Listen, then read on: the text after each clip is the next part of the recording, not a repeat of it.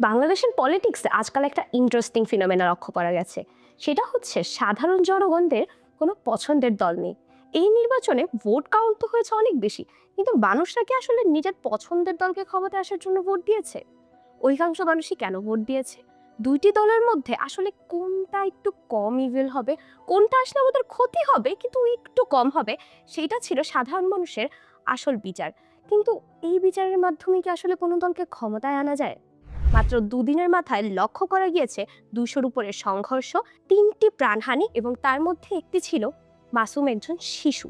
ভুললে চলবে না, আমরা 16টা বছর রাজনীতি থেকে দূরে ছিলাম, আর সেই দূরে থাকার জন্য আমাদের দেশটাকে তুলে দিয়েছিলাম এক স্বৈরাচারের হাতে। আর তারপর আমরা যখন একদিন সোচ্চার হলাম, তারপর আমরা সকল মানুষরা খুব সহজেই একটা স্বৈরাচারকে সরিয়ে দিয়েছি।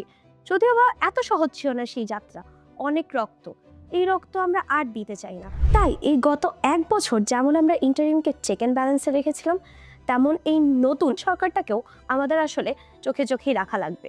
সরকার মানুষের জন্য, তারা থাকবে জবাবদিহিতার মাঝে। সবসময় সাধারণ মানুষরা রাজনীতি নিয়ে সোচ্চার থাকবে, তাদের প্রশ্ন করবে, হতাহত সংঘাত নিয়ে তাদেরকে বারবার প্রশ্নবিদ্ধ করে মানুষের সামনে দাঁড় করাবে, এটাই আমাদের দায়িত্ব।